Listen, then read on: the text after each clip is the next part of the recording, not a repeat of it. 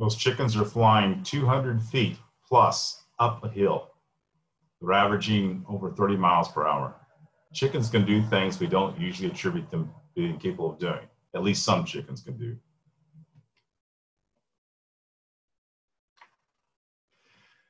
Hello, I am Dr. Jim Wetzel from Lincoln University. I'm an associate professor of animal science. Generally, I specialize in fish, but since my early childhood, I've been involved with poultry. My grandmother was a producer of hatching eggs. On my mother's side, they have a long tradition of being engaged in game fowl. The two have come together and resulted in me maintaining a continuing interest to this day in chickens, especially in terms of their behavior. Now, when it comes to chickens and their role in our culture, they're very important, especially on the culinary side. The way they're raised these days is very different from the way they've been raised in the past, and it's very intensive. But yet there are people these days, and increasingly there are people these days, that are trying to engage in chicken production of their own in their backyard settings. A challenge we frequently run into is that we've largely forgot what a chicken is, what makes it tick, what does it need, and what are the limitations or opportunities you might have if you try to actually maintain them in the backyard, where they're actually able to make use of the resources there that the backyard might provide. That is what I'm going to try and begin a discussion with on today. To start with, we got to consider what a chicken is. A chicken is a domesticated hybrid of the jungle fowl. Most folks, when they're considering chickens in terms of what they're derived from, they immediately assume it's the red jungle fowl. That is correct, roughly 85% of the way through. They also have a significant component of gray jungle fowl. Those two species were probably hybridized at the very beginning of the domestication process, roughly 8,000 years ago. Thereafter, two other species were also introgressed into that hybrid domesticate. There was the green jungle fowl, and there's also the Sri Lanka jungle fowl. Those are particularly evident in species originating from Southeast Asia. All of these jungle fowl are relatively intelligent, they're relatively small, they are flighty, they are adapted to live in a natural setting or natural settings. They differ markedly in terms of what their habitat preferences are. With that in mind, we need to acknowledge the fact that our domesticated chickens still think they're red jungle fowl, okay? Even though they don't look the same, and in many ways they don't behave the same. Okay, the chicken we have today, okay, Gallus domesticus. Again, it's that hybrid from multiple species that's been selected. It's been selected to look very different from the way they started from those original wild jungle fowl. Look, they're much rounder, fluffier. They're much larger than those original jungle fowl, at least twice the size in most cases, especially those breeds that are of economic importance. Currently, there still remain 500 plus species of chickens, breeds. There are 500 plus breeds, and that's probably only a fraction of what's existed through history. There's also some interesting points to make out in terms of variation in appearance. This little diagram to the right does a good job of showing how different the breeds are from each other, how uniform they are too within a breed most times, most cases. The key point I want to stress is that most are markedly different from the red jungle fowl from which they're derived, and even the other species as well.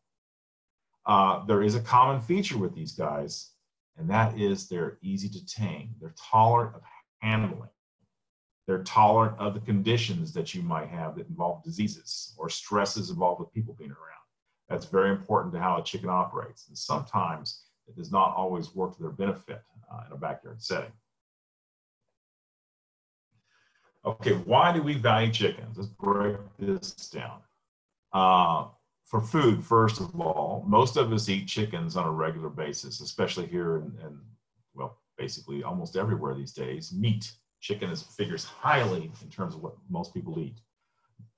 Additionally, there are eggs. Eggs are a big deal. And if you're into the backyard setting, that's often the most important aspect of keeping chickens is egg production. They can also be valued for fiber, not as much as they used to be, but they are still valued. At one point, in some breeds, the feathers were used to stuff pillows. Dominique's for an example of that. A current use for feathers from chickens is to make flies, tying flies for trout fishing and fishing for other species, where you make artificial lures. And some of the chicken breeds, like you see in the animal to the right, have feathers that are very good for that. And in some situations, the feathers, like in the lower left, can be used to make, it's for clothing or dress. They can also be used for the purpose of service. Many people keep chickens specifically for the purpose of incubating and parenting, either another species or other chickens. That was really the deal prior to the advent of incubators. And also brooders, both of which came into the game at the time people got electricity. Prior to that, you used chickens to incubate your eggs most of the time. And they can be used for pest management, where you can have the animals out near a garden or a fenceway, or where you've got some crops you're trying to protect, and you count on the chickens to consume the pest insects. And in some cases, they simply clean up spilt grain and help control the abundance of rodents. Another use for chickens that most folks aren't aware of in the Western world is their use for navigation. I think most of you are familiar with the funny dumb chicken, Hey Hey, from the movie Moana. That chicken represents something that in many ways was real until relatively recently. Hey Hey, a Becasar is a hybrid between a domestic hen chicken and a male green jungle fowl. The hybrid is on the female side is sterile, but the male side, which is rather pretty to look at, likes to crow. It crows a lot, and it produces a crow that's very distinctive. What you would have are Polynesian navigators out there moving between the islands, sometimes in groups of ships or flotillas effectively, and each one would have a Becasar on it. And the roosters would crow frequently, and it would allow the operators of the boats to know where the other boats were located and even know their identification. That was particularly important at night and during poor seeing conditions, like when it's foggy or raining. The chickens basically operated like a bell on an old style boat. They allowed the operators to communicate with each other. They were a good communication tool. Their sound carried very well. Another reason that we like chickens, especially in the backyard setting, is for pets or showbirds. There's a lot of people that keep chickens for pets. They're lap birds. They hug them. They cuddle them. Or they use them for show. They breed them to have a specific look, a specific feel, sometimes a specific way they crow. People really get into that aspect. The original reason that those first jungle fowl were probably hybridized and that initial selective breeding process was underway was probably related to fighting.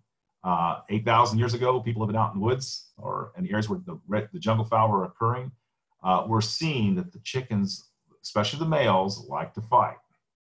And being humans, a lot of the humans at that time and still to this day saw that as entertainment or as a status symbol to have a bird that was particularly good at it. Now, let's switch gears and get into things we need to know when it deals with keeping chickens in the backyard. When we talk about the biology, most of the time when I'm out in the world and I hear people talk about chicken biology, it's grossly oversimplified. You've got the eggs, you've got the chicks, and you got the hens. And that's oftentimes all the further the lingo goes. And sometimes that's not enough if you're trying to understand how to keep the birds properly, how to take advantage of the environments they might be using. You've got to have it a little bit more fleshed out, a little bit more detailed than that. And that's what we're going to try to do. The first thing we're going to do is we're going to break down the life stages of the chicken. And I'm going to treat it like a biologist. I'm not going to be treating it like someone who's in the show or someone who's purely the livestock. I'm going to be talking about this more in the way that a biologist does. And I'm still not going to get all the details. First, we start with the egg or the embryo on the lower left. Here you see an egg. It's got a narrow end on the bottom and a broader end on top. The reason for that shape, this has always fascinated me, is that it facilitates the egg being squeezed out of the hen's bottom. The narrow part on the bottom of it is the part that her reproductive tract squeezes on to push it out. Therefore, the broad, what appears to be the top end here, pops out first. It facilitates moving the egg through the chute. Okay? That, to me, has always been fascinating. When we talk about the eggs, under the conditions that we're interested in, especially if we're trying to have the animals reproduce naturally, generally speaking, once the egg is laid, it can sit around for 2 weeks or so, usually ideal a little bit less than that, prior to its start of incubation. Okay? Once incubation gets underway, it goes for about 21 days, during most of that, during the first 18 days or so, the hen, when she's sitting on those eggs, she's periodically rolling them around. She gets up and she gets around and moves her bill underneath of her and rolls those eggs around. She does that almost around the clock. If you have the opportunity to sit next to a nest where a hen's doing that, you can hear her rolling those eggs. At day 18, that ceases, and then a couple of days more, and you start to see or hear pipping. That's where the chick starts the hatching process, shown in the image down here, where the chick starts to sling forward with its head, and it pops a hole through the membrane inside the egg, as well as through the shell itself, using this device here, referred to as the egg tube. Okay, it's basically like a little, it just gives them a little bit more edge to work on as they're chipping. Once this begins, the pipping process takes place, the chick's already starting to talk to mama. It's also talking to its siblings. That's very important later on. And what's important right in the beginning is it's the start of the imprinting process between the mother and her offspring. Imprinting is very important. I'm going to stress that. The next step is zipping. Here we have a circle drawn representing the upper pole of the egg, and I have a line started indicating where the pipping starts. And then every single egg that we've watched, my son and I have done this several times now, the zipping always occurs in the same direction. If you look at the egg from above, it looks like the egg is zipping counterclockwise, always counterclockwise. The next step is roughly when the zipping gets halfway around the egg. That's when the top of the egg is popped off. The chick pushes out hard with its legs, and then ultimately it's able to free itself from the egg. During that process, during the zipping process into popping, the chick is twisting inside the egg. That's critical for it to get out later. The chick. Okay, this is the part that most people are familiar with. This is where their experience of chickens typically starts. The chick, when it first comes out, it's down colored. Take note of the head on these two chicks in the upper right. They are thoroughly covered in down. Okay, that helps them with thermal regulation. When the down is all fluffed up, they can stay warm. If they compress it, they can transfer heat between them and mama. This is also when they start to put in feather set 1, the first feather set. When chickens, which are, and other birds like them, which are unique relative to other birds, they go through 3 feather sets before they become adults. Most other birds go through 1 or 2 at most. The chick in the lower left, it's well into its first feather set. It still has down on its head. Okay. If the chicks are being raised in a natural setting, they are still they're dependent upon their mother for the duration of this process. They're dependent upon her for thermal regulation, for food. If nothing else, she's helping them find food. She's keeping them warm when they're looking for it. And she also protects them from predators and sometimes aggression coming from other chickens. Now, when I define chicks, again, they're down. These guys, all three images show chicks. The one on the lower right is about to transfer or change into the next life stage. It still has a little down on its head, and you can still a hint of that black stripe that it had when it was younger. This is the end of the chick stage here. It's roughly 5 weeks post-hatch. The juvenile stage is next. At that point, the stripe is effectively gone. The entire head is covered in feathers. The entire body is covered in feathers. And they're starting to put in what I'm calling the second feather set, which in this case, upper right, you can see on the tail of this guy.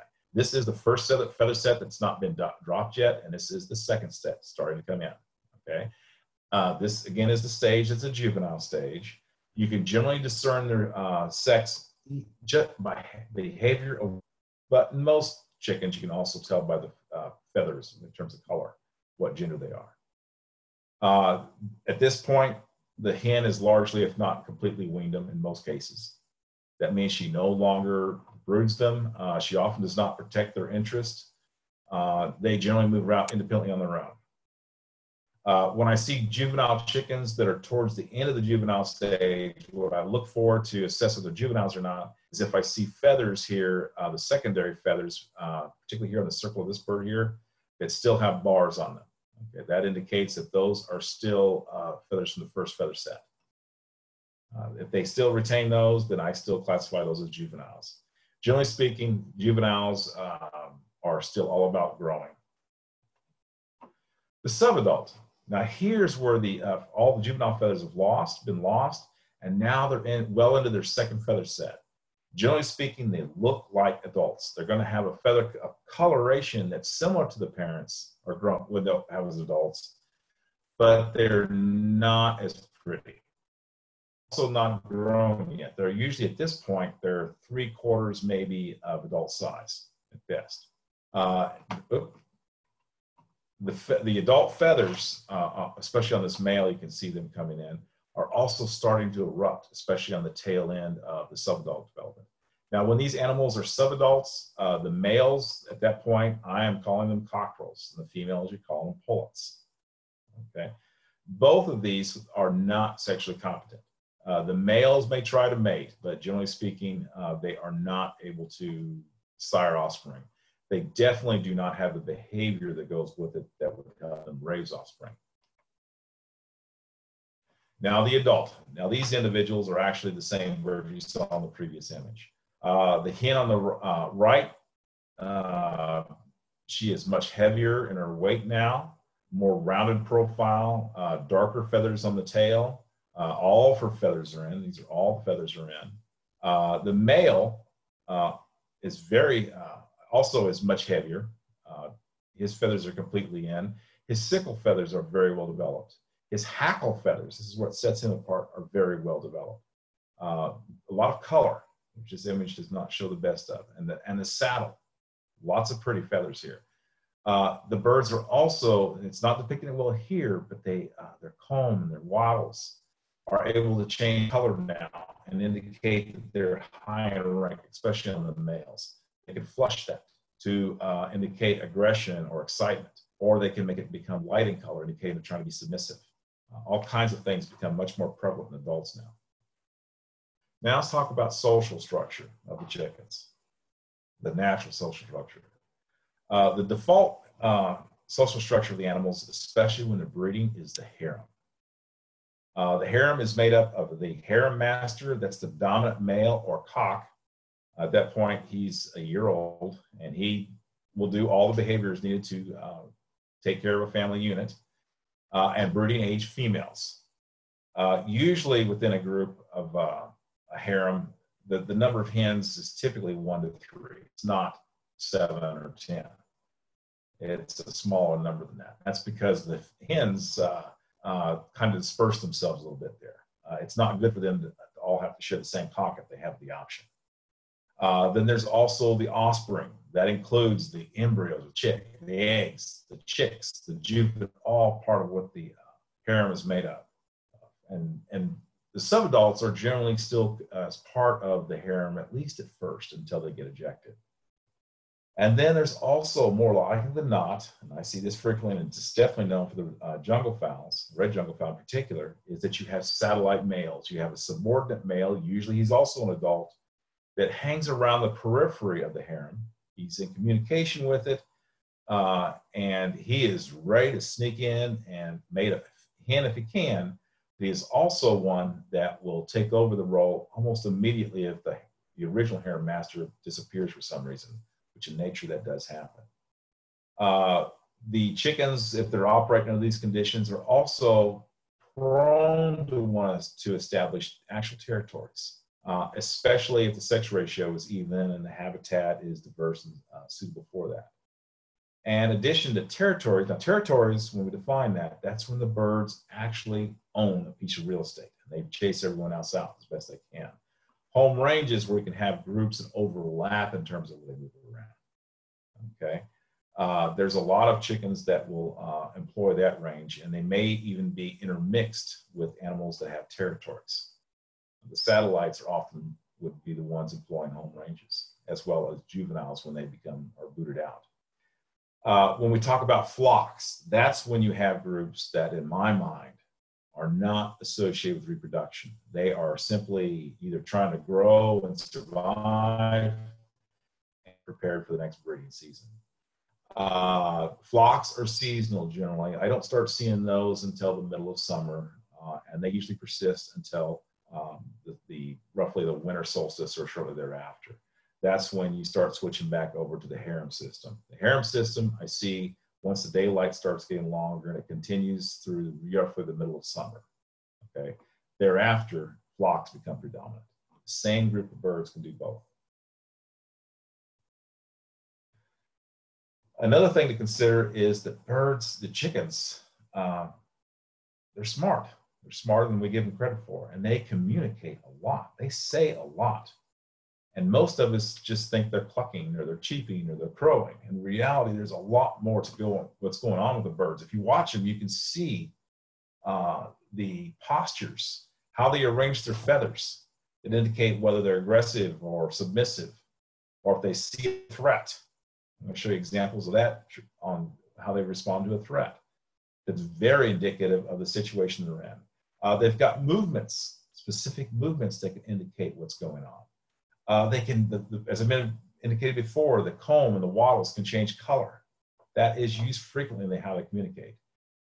The vocalizations, they say a lot. They've got basically sounds that indicate, come here, this is me, food's over here, all sorts of things. Predator calls, all sorts of things. Physical contact.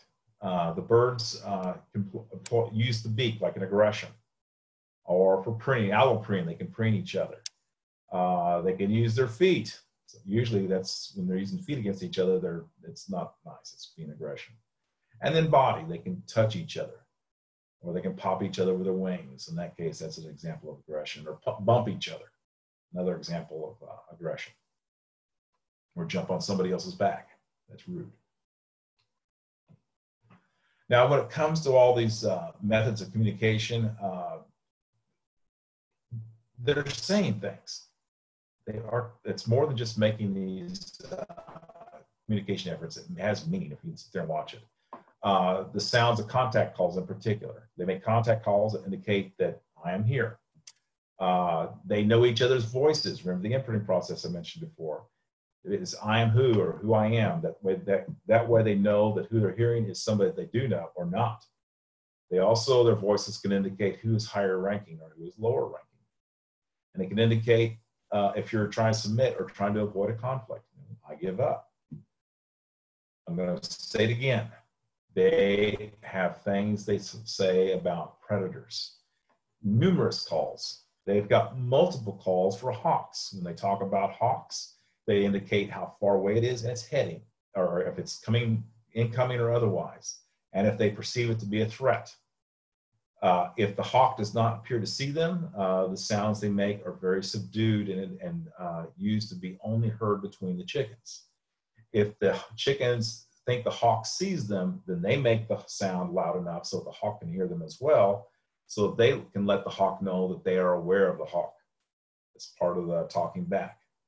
And then you've got many resource calls. The birds indicate when they find water. They indicate when they find food. They even indicate when they find different types of food and quality of food, and sometimes even the quantity. Sometimes they don't make a call. And what's really cool that I have seen is they don't tell folks that aren't their friends or their family if they find something to eat. If they find something and there's somebody that's not part of their family close by, they say nothing. They just eat it and take advantage of it. They don't share.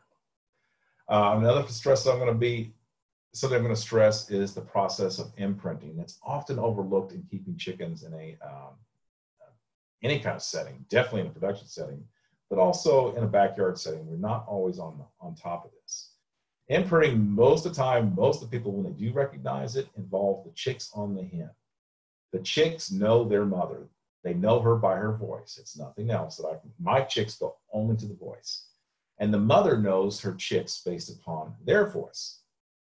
If you stick another chick in her batch that looks exactly the same, but it sounds different, she's going to pick it out and she's going to run it off. Very good at that. And then the chicks know each other. They know their siblings and they know who's not. If you have two groups coming together where the chicks look alike, they still will not intermingle because they know that they are not of the same family unit.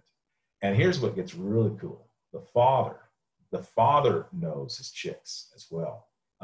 As soon as he starts interacting with them, he starts putting his head down with those chicks and he listens to their little cheeping sounds, their little peeping sounds. And he makes sounds back. The chicks know him and he knows them. That becomes important later on.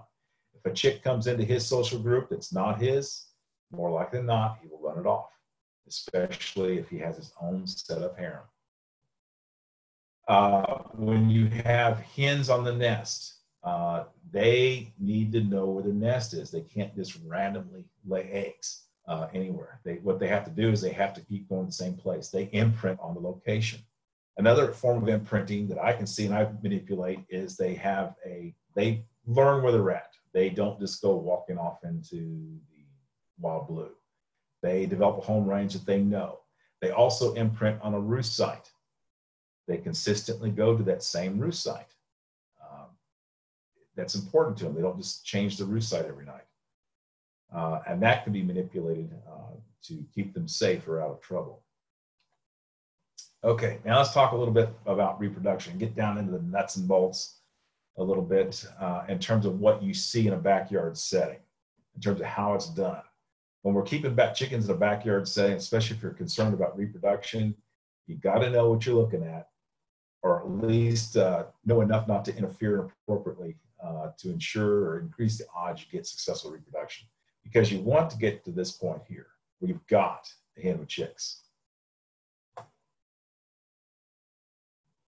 Okay, there we go. The first thing, I want to show you a quick little video. This will be one of a few that I have, which shows what the birds, the first stage in courtship, where in this case, I have a rooster that does not have a harem, and coming in the background is a hen who does not have a mate. And what the emphasis is going to be on what the male is doing, as he's trying to impress that female. Because there are other males around in similar pens like this, that female is checking, and each one is doing his little dance to try and impress her.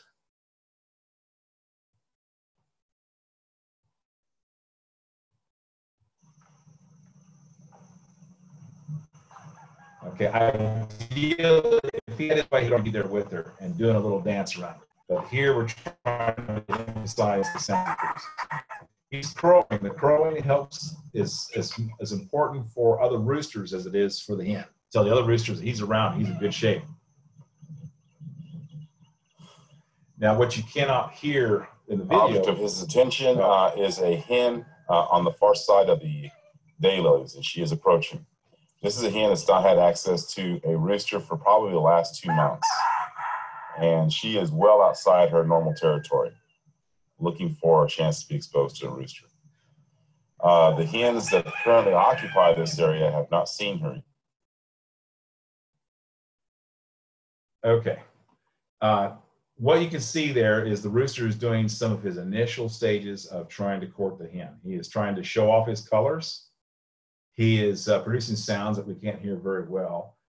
If you look right down here, this white feathering here, he's showing his cotton.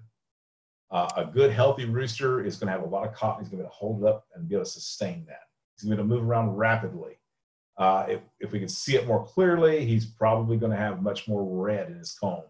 If he is a rooster in inferior quality, especially one that might have worms, you might see a purple tint on his comb and wattles. Hens don't think that's sexy. The hen, when she's walking around, which I can't show you at the moment, she tries to make her body look relatively fat. She pinches her tail off so it's roughly at a 45-degree angle coming out. And she's making sounds that tell the roosters in the area that she is looking for a boyfriend. And that's, again, that puts them in the mode to court. Now, another thing that's going on here is that part of the rooster's not only is he trying to show how good he is at some point going to show the hen that some of the resources his territory has. It's going to be concerned with food. He's going to try to get over to show her some food items, feed her, and hopefully that leads to mating for him at the very least. And then if things move the way that he wants, he's going to end up trying to show her a place to make a nest. The rooster has a role in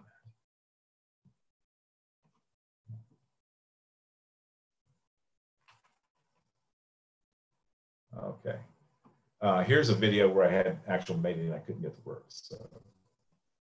Okay, in this case here, I've got a video that actually shows nest site selection, where the male is actually trying to show a hen where to place a nest. When we did this video at the St. Louis Science Center, the hen ultimately adopted the nest box that we're showing here, this milk crate, and put her nest in there. She was following him around, checking every spot that he did this in to see what looked like a good nest site.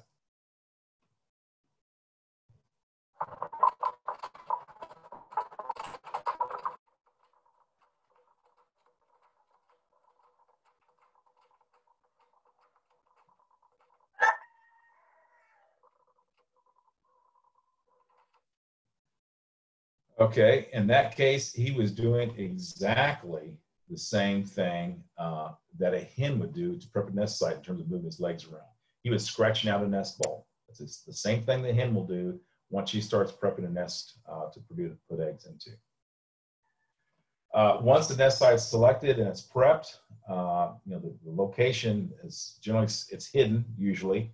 If they're doing it out in the field, which this is an example of, which is not ideal, the hen will find a place that's bushy, a little bit bushy, but so it's got a view. So she can sit in it and see any approaching threats coming in, especially if she sticks her head up. What she'll do is she'll get in there, she'll scratch out a little nest bowl, ideally in a location that can stay dry.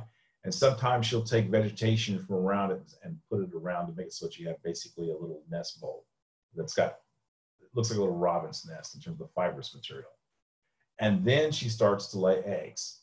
When a hen lays eggs, she doesn't do them all at once like a dinosaur or turtle does. What she does is she sneaks into that nest site once it's prepped, once a day, and lays an egg. Then she goes off and mates and hangs with the rooster all day. And she does that for several days until the clutch is filled or it's set.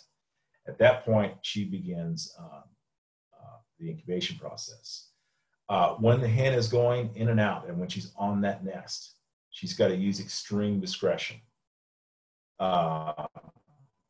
The hen and her clutch is very vulnerable to predators. There's many things that like to eat eggs, and there's many things that would not pass up the hen if they can catch her as well. That's easy to see in a backyard setting. Additionally, there are parasites. Now, when I'm talking about parasites, it's not things that are growing on the hen or in her intestinal tract. I'm thinking of other birds, especially other hens, especially young hens, that will try and find her nest and lay eggs of their own in her nest, and makes it so that she has to dilute her parenting efforts by raising someone else's kids. Brood parasitism. The hen tries to avoid that. Okay, now here is an example of brood parasitism. The hen that's prepping the nest and getting it ready to go is the one that produced the white egg. There was two other hens that are producing the brown eggs that found her nest and put their eggs in there. and they will have little or no role trying to raise those chicks. They're just trying to put some kids in the kindergarten or the van. Okay. The next step is incubation through hatching. Once a hen has her clutch set, then she sets up to actually rear her offspring in that nest. And that first part of the rearing process is the incubation through the hatching. There's a lot of growth and development going on during that. The first thing I look for when a hen actually commits to the incubation component is she stays on the nest all night, and usually most of the day. She'll usually take a couple of days off each day, usually in the late morning when it's sunny, and she'll go run around and go to the bathroom. And then she eats a lot, and then she gets back on her nest. I've been watching this in a more controlled setting and found that the hens, once they're in a brooding mode, especially if the environment's relatively mild temperature-wise, eat at best only half as much food as when they were producing eggs, which is rather interesting to see. Again, during this time frame, the hen invests heavily in egg rolling. She's moving the eggs around a lot. That's when she's doing that, she's got to be careful. It makes it so she's easier to see by predators. And I don't know if you noticed initially with the jungle fowl hens, but those were all brown or relatively drab. They were cryptically colored. A lot of our hens, like this example that I'm showing you here, a lot of our domesticated hens, because we breed them for color, they stand out big time nesting where a hen would normally want to nest. So they're not cryptically colored as it could be, at least the example I'm showing you here. On the tail end of the incubation, or we get into the hatching component here, I'm going to stress something again. That's when you start getting that imprinting going on between the chicks, hen, and both ways on that. And that's a very dangerous time. The chicks are talking, the hen is talking, and a lot of your predators, especially mammals, are operating off of sound when they're trying to locate a food item. And this is the time that's especially vulnerable for a hen with chick or on a nest. When it comes to hatching, again, that's the high risk. It's more than just sounds. There's also the issue of scent. Hatching chicks produces smell. It's pretty easy to pick out. And then again, the sound on the side I just mentioned. Again, this is the most demanding time for a hen when she's on the nest, is during that actual hatching process. Chick rearing. Okay, this is here I'm going to give you examples or show roughly what's going on when the birds are actually moving around on their own. There is a lot of conflict between thermal regulation and feeding. Little chicks need to stay warm, but they also need to eat. During the first 24 to 48 hours after they hatch, they've got lots of yolk reserves left over from when they were embryos they can fall on. Okay, towards the end of that, they've got to start eating. They got to start moving around. And when they're doing this, they've got to get away from where that nest was. They've got to get out to where the food is. And they got to balance that looking for food with staying warm and dry. Here's an example of where there's a little of a conflict going on. It's very obvious. Here you've got a hen with relatively old chicks. These guys are about 4 weeks of age. They were out foraging when there's a heavy rain that was relatively cool. They were out looking for bugs and all kinds of fun stuff. And it rained very heavily from the storm system Cristobal. The hen got very wet. The chicks got fairly wet, but they stayed reasonably warm. But while the rain was going on for roughly, they were trying to stay dry, they could not forage. They had to sit there and stay dry as best they could.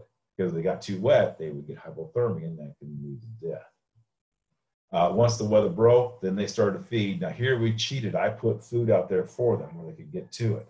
If they had to go out and look for it, it would be much more difficult. They would be fighting the urge to stay warm and dry, at the same time trying to ensure they get plenty to eat. Now when they're out eating, the first thing for the chicks to want to go after are arthropods, insects in particular, spiders, and they'll go after like worms and things of that nature as well. What they consume, they recognized by movement. It's instinctual to go in after it moves, but they also peck at pretty much anything. They also learn by experience, by doing it themselves. But the hen's role cannot be ignored. She helps them find concentrations of food items, and in some cases, she helps them subdue it, especially if it's a larger food item, like little frogs and things of that nature. And even dad can have a role in that. He can help them find food. It's kind of fun watching how the dad can help feed everybody. It's the chicks he's feeding, not the hens. He's feeding the chicks.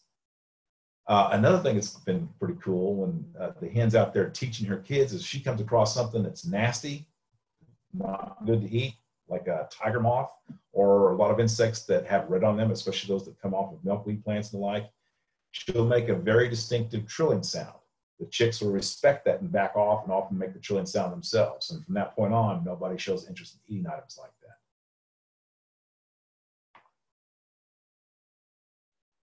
that. Okay, now here, this is, not too fast. Okay, here is a little video showing chicks eating and seeing and make it so that you could hear the conversation that's going back and forth between the chicks and each other and their mother. In this case, I put out some live insects, and they're relatively small. These insects are small. They're very small. There's no urge to compete or very little for the food items, and they're easy to consume. I'm going to stress that these foods are easy to consume. Nice. Mealworms here, small, much smaller than before. Behavior is different. Definitely different.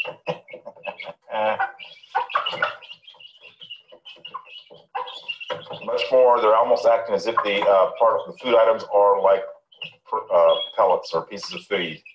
They're not treating it. Okay, that's with smallish prey items. This video did not work, or it's not linking up properly. But here I gave them mealworms, or an insect that's much larger in size, and what they would do is they pick them up and they run off with them.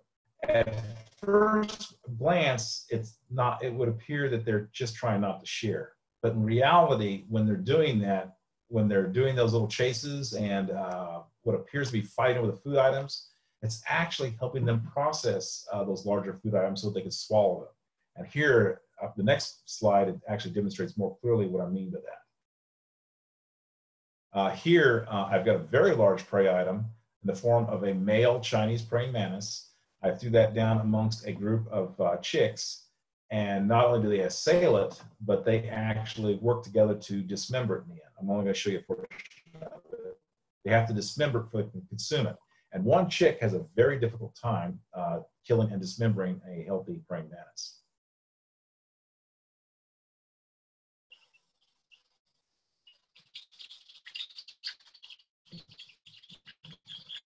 Notice they're talking to each other like a little bunch of raptors.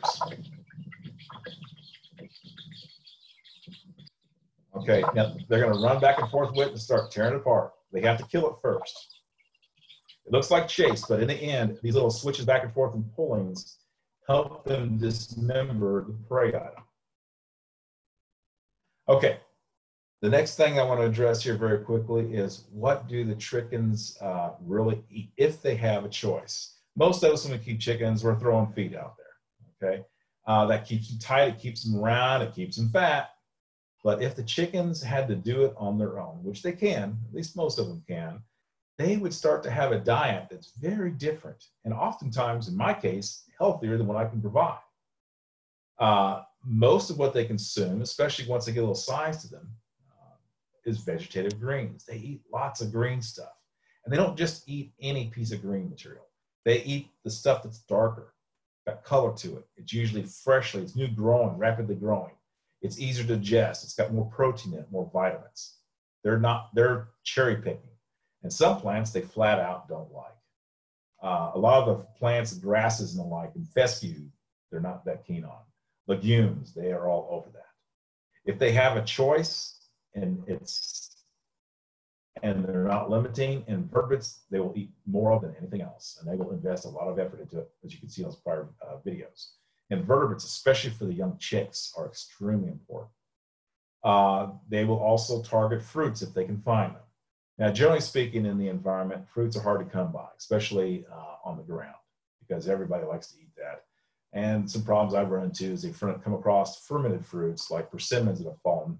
You can mess around and find some drunk chickens, which can be fun in its own right. Seeds. Now, in reality, the feeds that we made are made up of soybean and corn and all that. So and when we're keeping them confined, they eat lots of seeds. When they're free range, they'll eat seeds. I mean, but they don't eat as much. And they'll eat a surprising variety of seeds when they're out there right now. They'll eat grass seeds for sure. Basically, any kind of forage seeds. They'll even eat entire acorn seeds, swallowing them whole. They have the ability to grind that stuff. Vertebrates, like small frogs, toads, especially small ones, lizards, snakes, mice. Mine have a penchant for indigo buntings. They like to eat that stuff. And they'll eat carrion. If they come across a carcass, or if I drop a deer off in the backyard, it's been roadkill, they will shoulder themselves with the dogs and try and eat that carcass, and they will eat a fair amount of it. Chickens are omnivores to the extreme. They are like hogs and us. They'll eat whatever they can find. Okay, other issues that we're going to be concerned with here when we're keeping these birds deals with, let's go next. Yeah, we do. We're out of sequence here. When we're talking about what we're going to be trying to supply these birds with, in addition to food and things of that nature, the next concern we're going to have is the roost. Roosting sites. This is the area that they typically, when they're doing their business around your yard or in the fields and what all have you, this is what they basically anchor their life around, the roosting site. This is locations ideally located. In this case, it's not elevated. It's a chair in the front porch. Ideally, it's protected from the elements. This one's not. This is a guttering above the front porch on the roof of the house. Ideally, it has reduced visibility from predators. No. In this case, I have a roost site that's actually placed inside the house, where I stuck up a stick the birds liked, and they would go up there and actually roost on. These are a group of early juvenile chickens roosting on a stick. It's got to have enough room. If there's not enough room, people get knocked off. Okay. Here is a better roosting site on the front porch, elevated. It's protected from vision above, and it's protected at least from one side from predators coming in that might use vision, particularly owls. And it's also protected to a degree from the weather. Okay. It's got to have space. In this case, you see an actual harem. You see the cockbird, you see the dominant hen with a group of about 8 chicks, and you see the subordinate hen with a group of 7 chicks.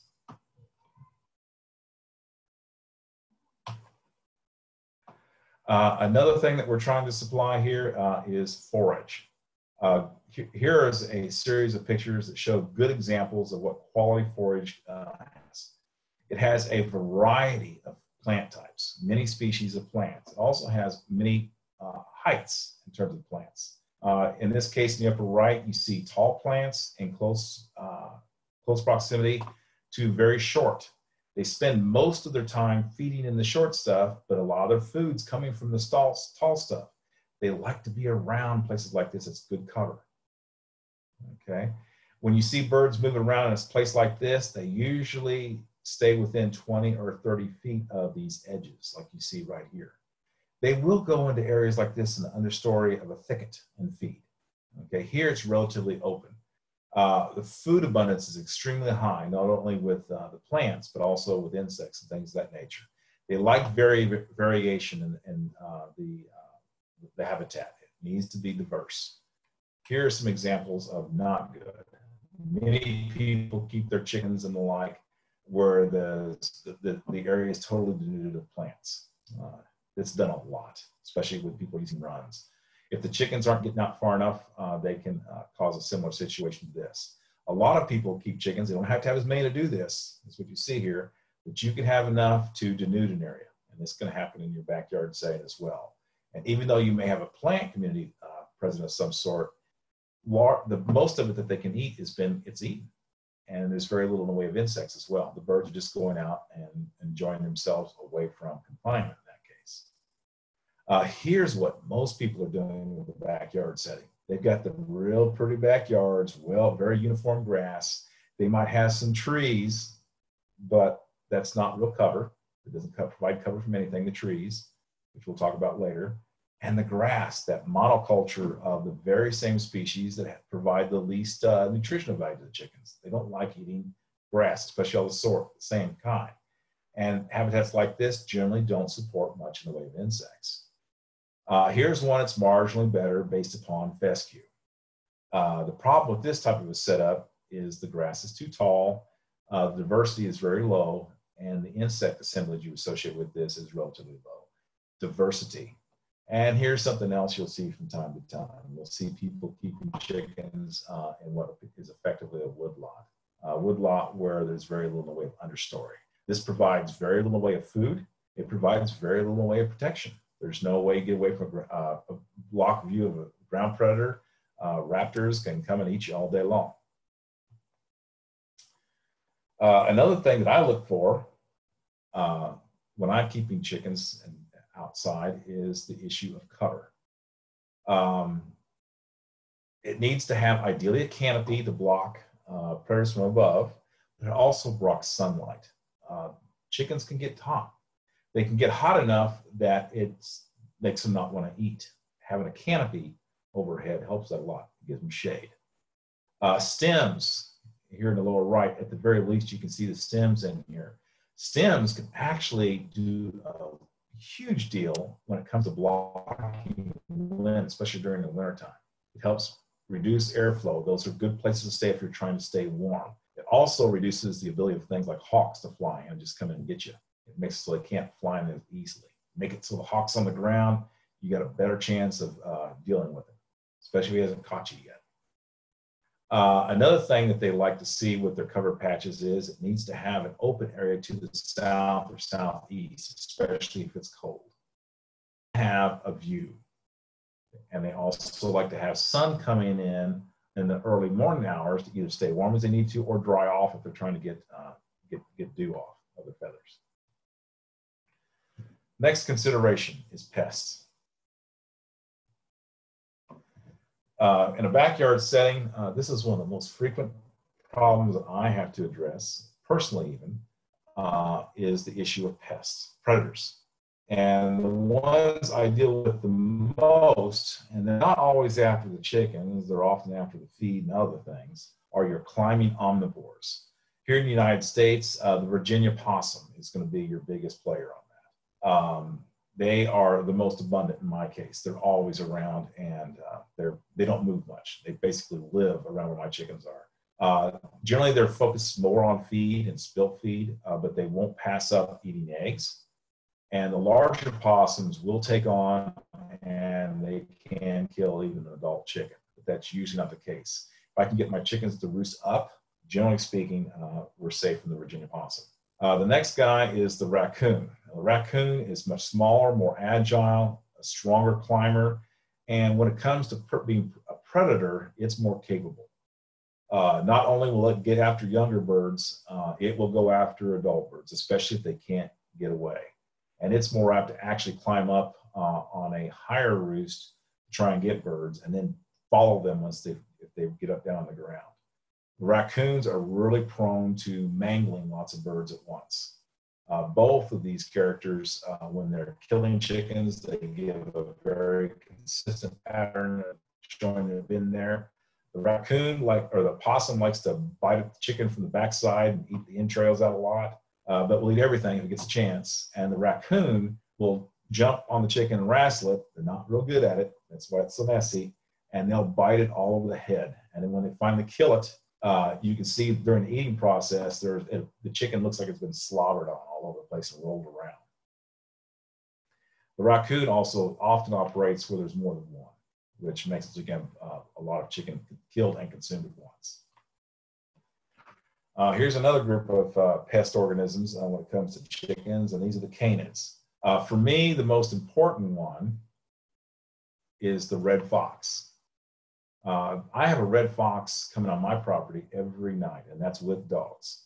And even if you've got large livestock guarding dogs, this little dude will come in and try and go at, or at least hunt your area. This guy's a specialist in operating, even though he gets periodically chased off. He's hard to keep out. So you got to do some things to keep him from being able to get to the chickens easily.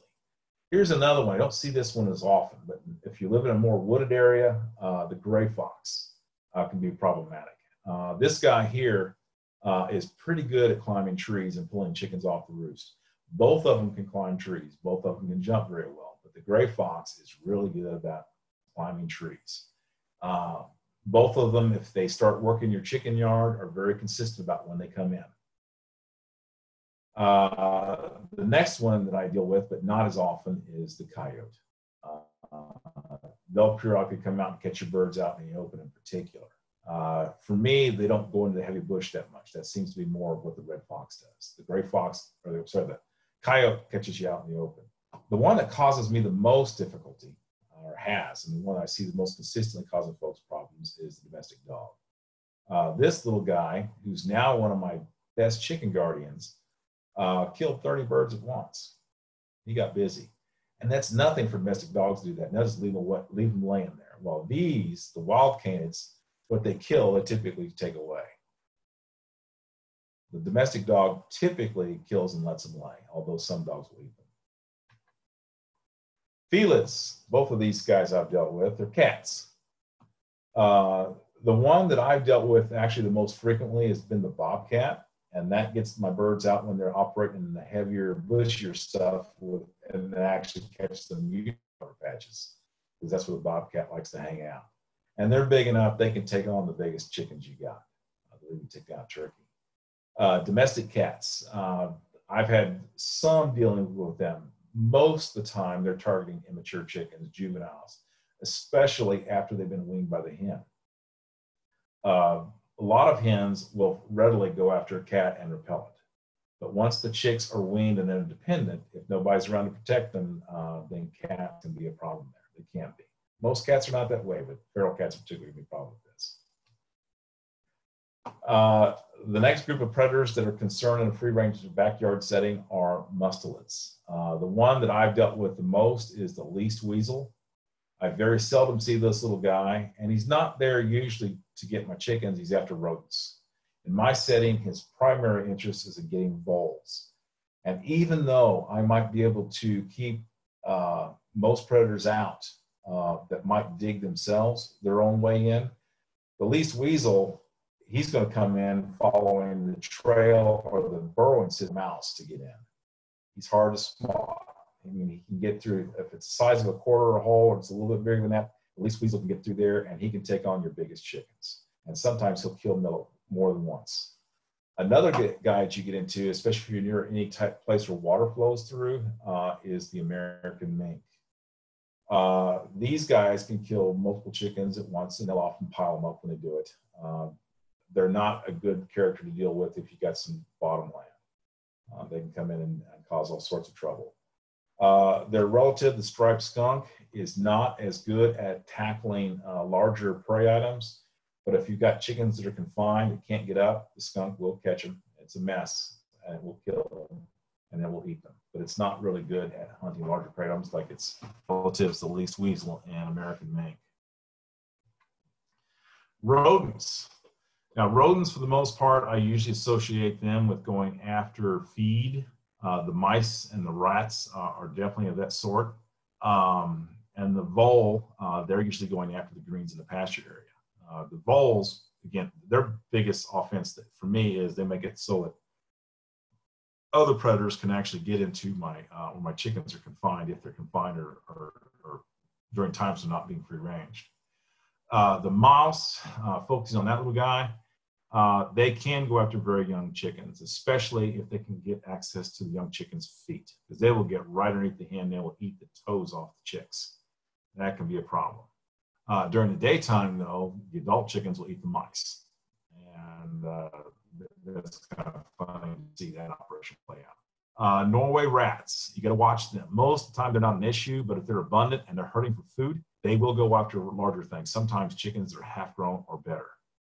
And they will often attack and cause damage that doesn't kill, but it maims.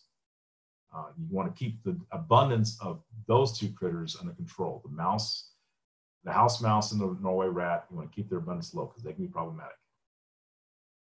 Okay, this is what's particularly relevant in a free range setting, diurnal raptors. When I see something that makes me think a hawk or owl, or a hawk in particular, when I don't actually see what happened, is I see a mass of feathers on the trails. That's not typical, but here they don't always do it the same way. But when I have a hawk come through, if I can't find a carcass, or even if I can find the carcass of the chicken, I usually see feathers all over the place around where the chicken was killed and processed. Here's the one that I see the most if the area is open, if I don't have a lot of cover. The red-tailed hawk. This one's often called the chicken hawk. This guy here will go after adult chickens. It will also definitely go after young ones as well. Again, it does not go after cover and go into cover very well. Once I have a lot of cover going up in my yard, I no longer see these hawks coming in. But they can take larger prey items. And for me, they're most problematic during the winter months when the cover, the plants in particular, the leaves have come off.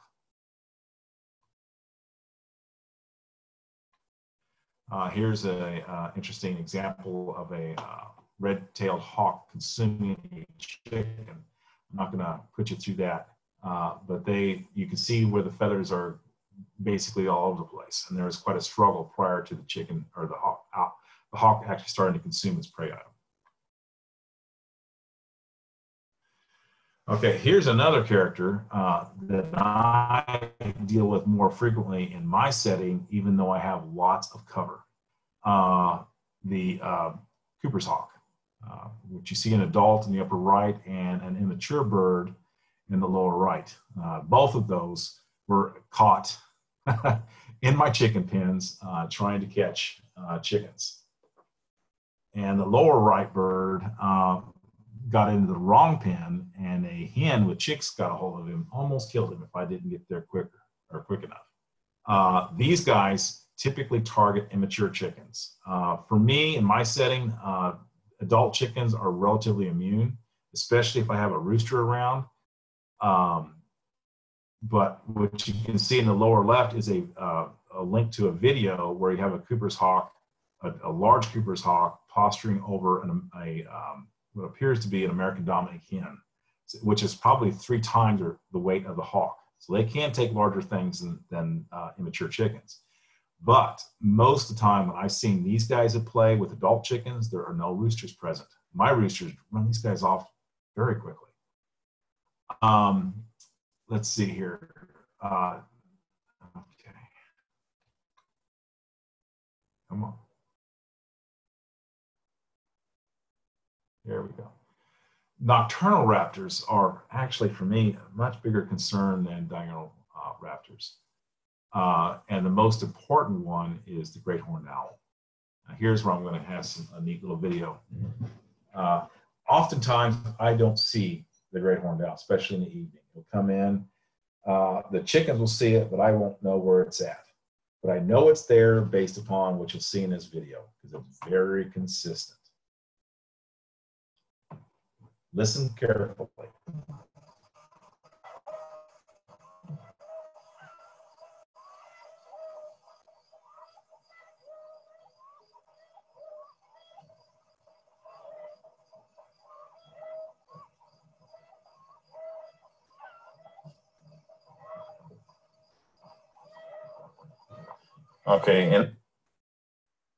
Okay, the sounds you could hear there, that is the sound that chickens produce when they can see a great horned owl anywhere, usually above, when it comes into view. And that sound can be heard from a very long distance away. The great horned owl is a big pain in the keister for me. I can tell if he comes in, even if he's not there, even after he's gone.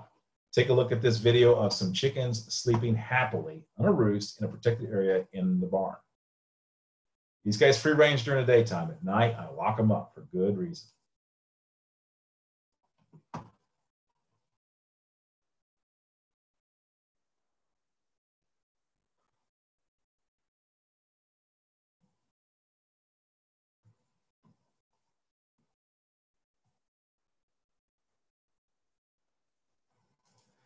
Isn't that sweet? You could hear nothing. You could see them all with their heads tucked into their feathers, making little no noise.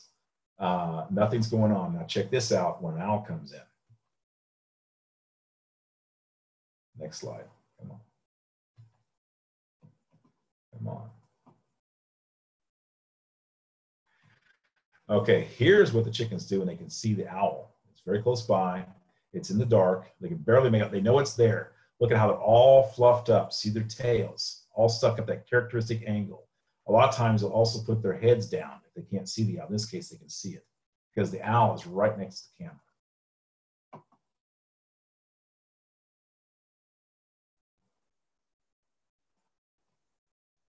No, they're making sounds, but very quietly. Turkeys do the same thing, wild turkeys. So apparently that's a good way to deal with owls. Now, most folks, when they think of owls, they think of them as being up high somewhere. I see them on the ground a lot. They constantly mess around on the ground. In this case, I got an owl messing around a trap that's been baited for a fox. And if he's not careful, I got a trap right here on the ground here. Don't want to catch a little guy in there. Later on, I accidentally caught him in this. But owls do a lot of time on the ground. And here's another example of walking inside the barn. This guy is not just after chickens. He is catching insects and mice and even bullfrogs. They had bullfrogs coming in. This guy is hunting on the ground. If I don't see or get pictures of the owl, I've got another way of knowing that they've been around. A typical thing I'll see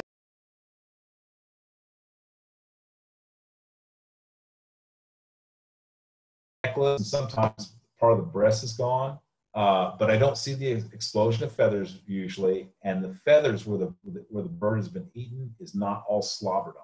There's not a lot of slobber on there. It's dry. This are birds that represent what I typically find when an owl is involved. It takes off the head. Here's a guy I don't see as often, the barred owl. The barred owl, when I have them coming in, it's getting juvenile chickens. They're extremely exposed. If I have a great horned owl anywhere near, this guy does not show up. This guy only takes exposed immature chickens. I've not had one take an adult chicken yet. I've also had to deal with short-eared owls who will come in and go after a brooder, the actual device where I raise young birds without a hen. I've had short-eared owls during an eruption where the owls are very abundant, come in and try to get my owls actually in that house. Owls in general, you gotta be watching out for them. They will take on things that are comparatively large. So owls in general, you gotta watch out. Here's another character that I have to deal with, snakes. Black rat snake.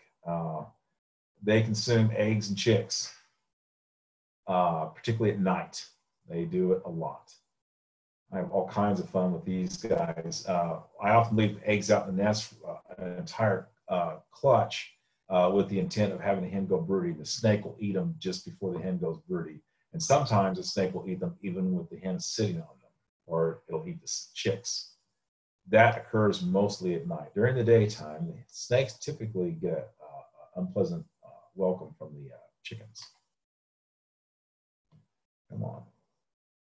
There we go. Here I'm going to show you what the chickens do when they see the same type of snake, probably the same individual during the day.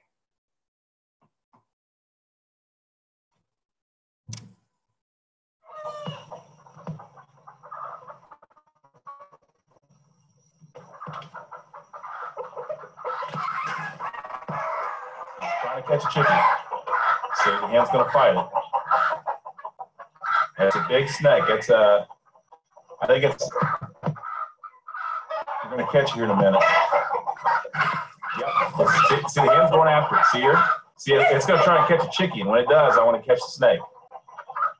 We're going to film it doing it though. See? Mommy snake, if the rooster was here, he would go after it. It's definitely hunting for chickies, but it's probably after mice too. See it hunting, guys? See it? It's hunting. It's probably, it can eat a chick if you catch one. It's big enough. It's probably after mice mostly.